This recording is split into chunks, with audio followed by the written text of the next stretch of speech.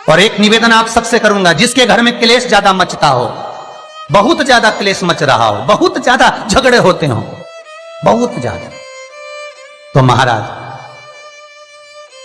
शंकर भगवान पर थोड़ा सा चावल एक कटोरी में गला लो, थोड़ा सा चावल गलाओ, गलाकर उसको पीस लो, पीस कर उस चावल में थोड़ा सा चंदन, थोड़ी सी हल्दी डाल लो, उसका उपटन तैयार करो।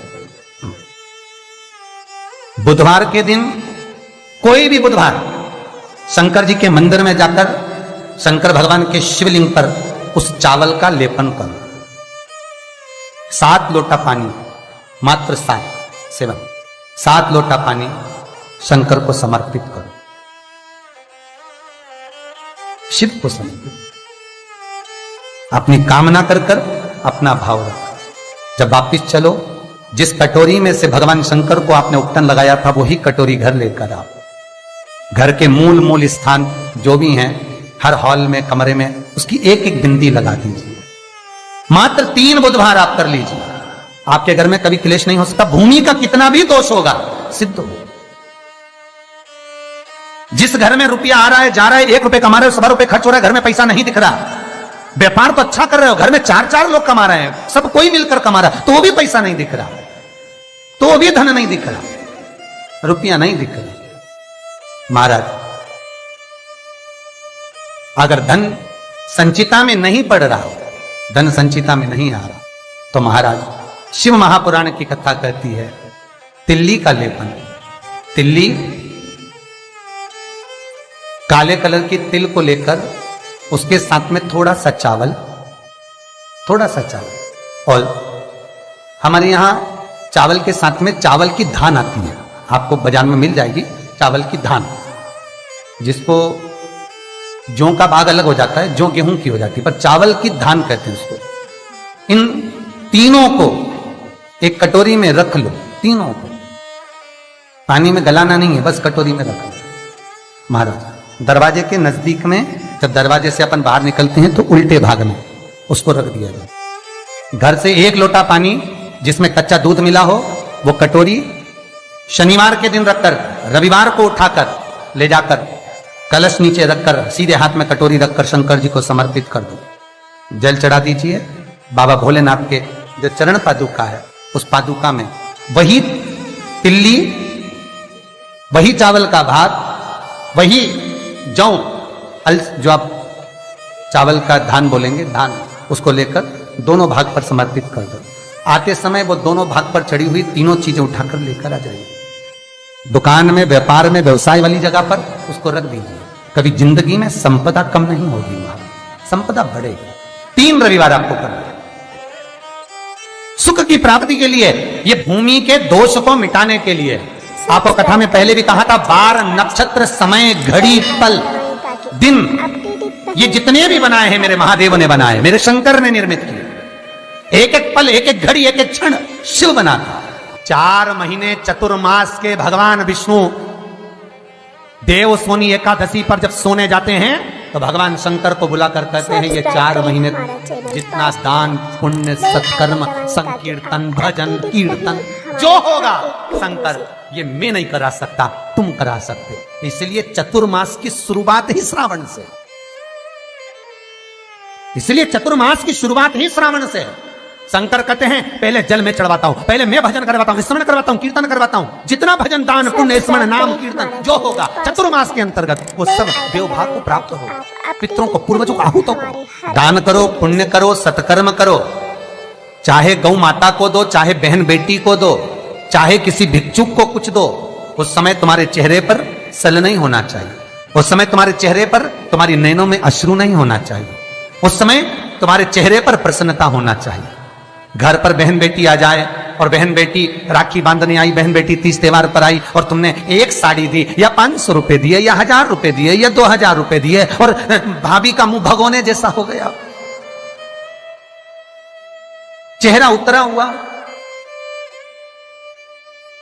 भाई राखी बंधवाने बैठा तो पहले जेब में अंदर से जाकर पत्नी से पूछकर आया, इसको 500 देना है कि 300 देना है।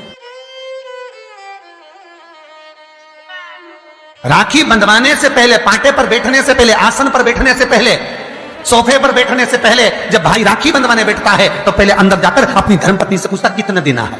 क्यों भैया, कमा तू रहा है, ला तू रहा है, तो फिर धर्मपत्नी से क्यों पूछा कि कितना देना है? पत्नी को यह कहना था आज मेरा मन है, बहन साल भर से नहीं आई, कुछ तो लॉकडाउन में 4 महीने से फोन तक पे बात ही बात होती रही, आई नहीं, 1 साल हो गया, मेरा मन कर रहा है आज मेरी बहन को मैं 2000 रुपए दे दूं, साड़ी के भी हो जाएंगे, चूड़ी के भी हो जाएंगे और देना हो जाएगा। आज मेरा मन कर रहा है।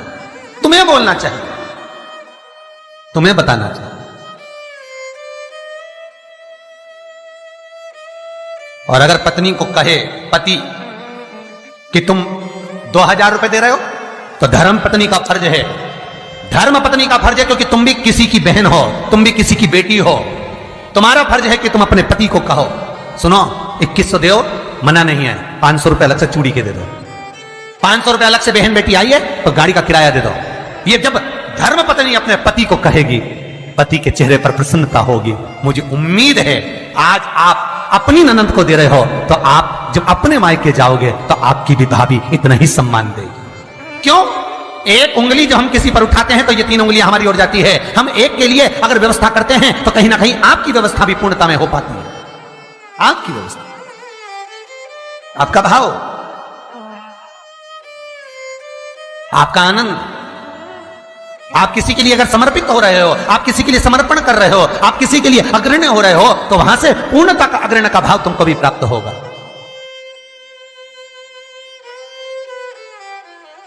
रक्षाबंधन पर भाई राखी बंधवाने बैठ रहा है तो धर्मपत्नी से पूछ रहा है कितने रुपए देना है।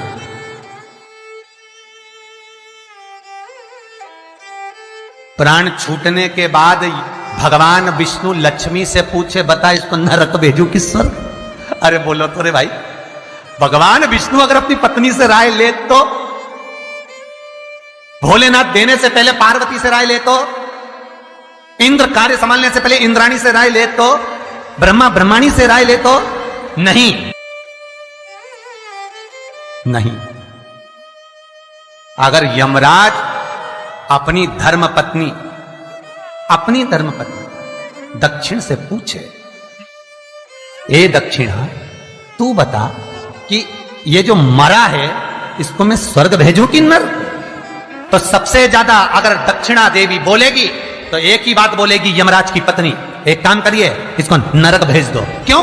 क्योंकि ये कभी दक्षिण मुख कर कोई काम ही नहीं करा। बोलो, दक्षिण मुख करके कौन कार्य करता है? दक्षिण मुख करके कौन पूजन करता है? दक्षिण मुख करके कौन स्मरण करता है? दक्षिण मुख करके कौन सेवा करता है? तो दक्षिणा को तो क्रोध आना चाहिए कि ये कभी मेरी ओर मुंह करके कभी भजन नहीं करा, इसने कभी मेरी ओर मुंह कर मेरे को देखा तक नहीं, कभी मेरी ओर मुख नहीं करा। तो दक्षिणा देवी तो क्रोध में आकर बोल देगी इसको नरक भेज दो।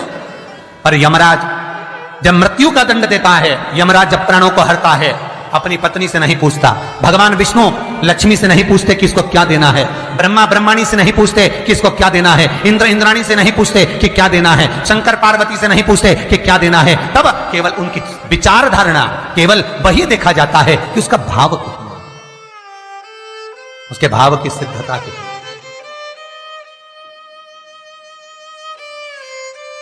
पर आज का जमाना है, बहन जैसे ही आई राखी बांधने, भैया चलो बैठो पाटे पे, अंदर अभी आया, अंदर गया, कितने देना?